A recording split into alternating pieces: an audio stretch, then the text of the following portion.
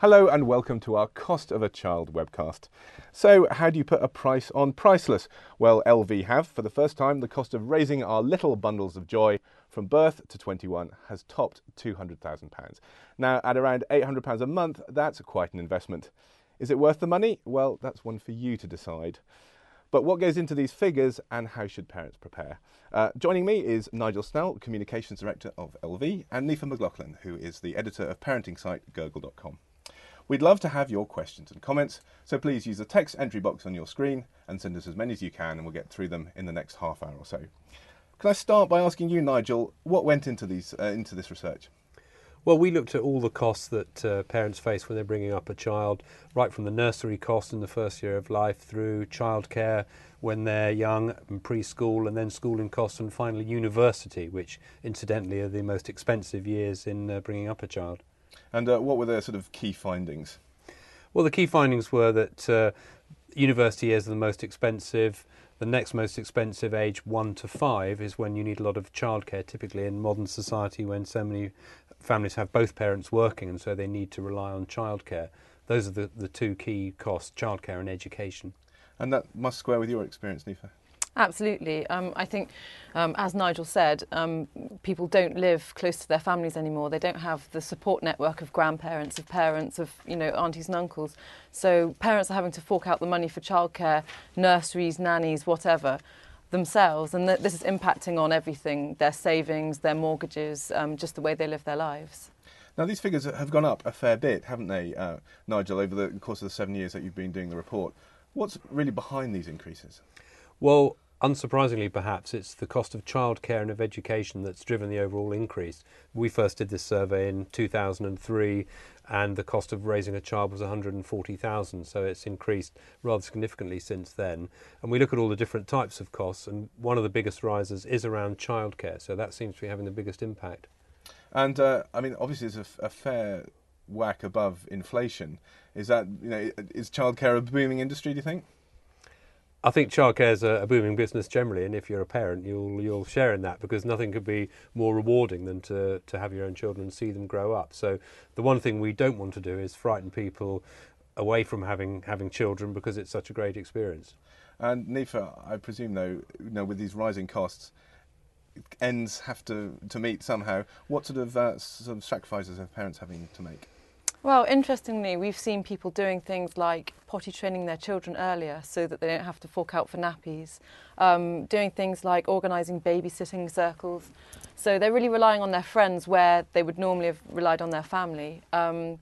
Things like nanny shares are really great. It means that you're basically just sharing the cost of a quite expensive nanny with, friends, people that live nearby.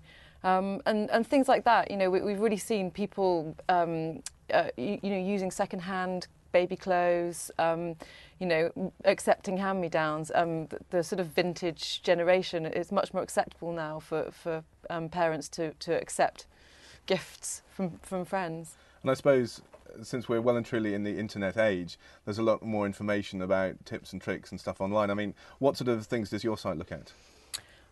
Well, in terms of budgeting for childcare and for having babies, we've got lots of advice about the financial aid that parents can get. Things like child benefit, and there's all sorts of things available. Depending on your circumstances. But we also there's features on advice from tips for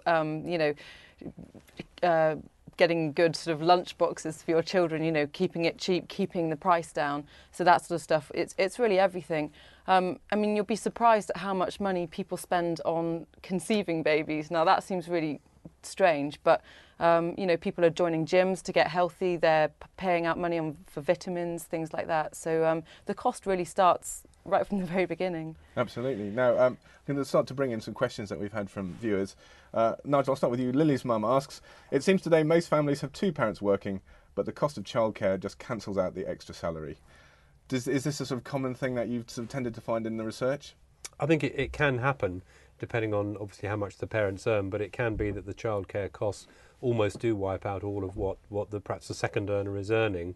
But other experience also shows that people actually benefit from working, and it can be great. Whilst parenting is great itself, it can be really rewarding to actually to be able to carry on working. So some people are quite happy, obviously not to lose money on the balance, but so long as the working just about covers the cost of the childcare, some people are happy to accept that. Maybe Nifa has different experience from Gurgle.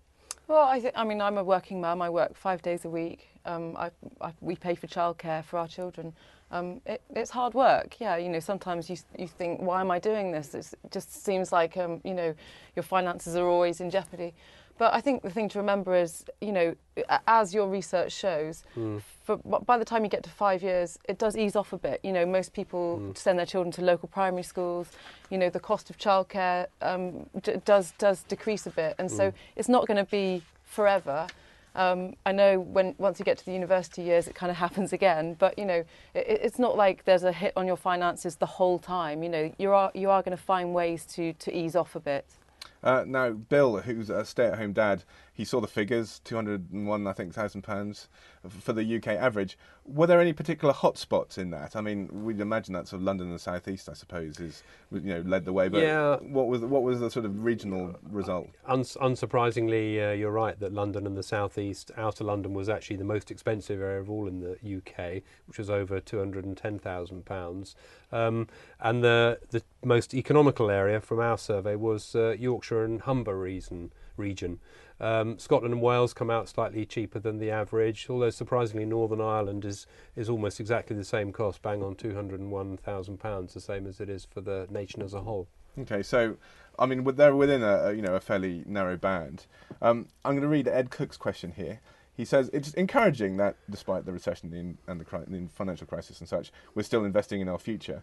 But do you think we'll start to move towards the American model of saving heavily for children from birth to cope with the onset of college funds and such? Nigel? Well, we've seen some incentives to do that with things like child trust funds. So it's obviously got a reasonable degree of awareness in Great Britain about the need to save. But I'm not sure we would go quite that far. And at the end of the day, there are so many competing pressures in family life. People are finding it difficult to save when the costs of mortgages and everyday living are so high.